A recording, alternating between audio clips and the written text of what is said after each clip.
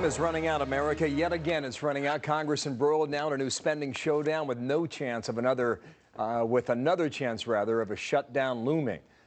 Tennessee Senator Lamar Alexander saying that the latest standoff is simply not necessary. No, I don't. I'll give the Senate Democratic leader most of the credit. He manufactured a crisis all week about disaster when there's no crisis. I don't like this business of sitting around blaming each other over such small potatoes. Small potatoes to some, but a bigger deal on a bigger scale to others. With more, Republican Congressman Louie Gohmert, a member of the Constitutional Conservative Caucus and the Tea Party Caucus. Sir, good morning to you from your hometown. Good morning, Bill. In Dallas, Texas. You voted against this. Why? Well, we were voting on a bill that we thought the Senate would pass. I mean, it's absurd for them to be dragging their feet. I mean, over $1.6 billion, all they have to do is defund 3 Solyndras, and we're there. We passed a bill we thought the Senate would pass. That's what we did last spring. It's what we did in July. And all we have to do is pass what we know to be right. Let the Senate pass something. They have trouble ever doing that. And then it goes to a conference committee, and we work out a compromise. And then Americans can see, come next election, you want what the House does or what the Senate does, then you give whichever one you prefer control over the other.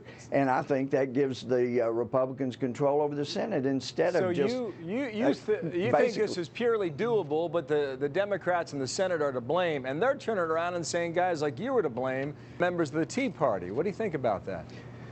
I think that the Democrats are so desperate for a game changer that they would be willing to shut things down, let the military not be paid, let those in emergency situations not get help, just so they can shut things down. We saw it in the spring and the summer. They are anxious for a shutdown. They think they politically win a shutdown.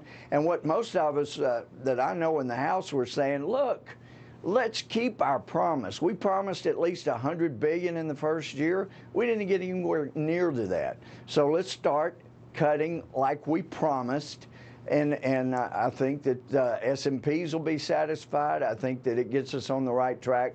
But the Senate, not to even be able to cut $1.6 billion, excuse me, just defund the Muslim Brotherhood in Egypt for a while, and we'll be there. It's just ridiculous. Are you predicting a government shutdown, or is this going to be avoided?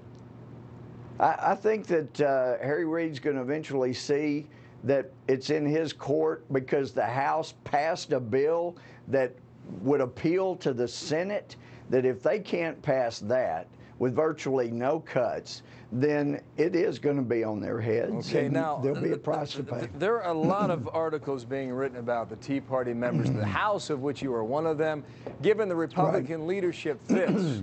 Are you giving John Boehner fits? Well, actually, in one of our conferences, I was trying to be nice, and I said, look, I know it's got to be difficult negotiating or dealing with the man in the White House, and he leaned into his mic and said, and dealing with you, and everybody laughed big, but some of us do speak up for what we think we should be doing. I take it that's a yes. At times, depending on the issue. You would take it correctly, yeah. Louie Gohmert, thank you for your time. We'll see you in Washington Thanks, again Bill. soon, okay? We just need to end up and do what we said we would do. Well, we're going to watch and see where this goes this week and see whether or not the government stays open or closes. Thank you, sir. Here's Martha. Thank you, Bill. Well, it's a billionaire battle shaping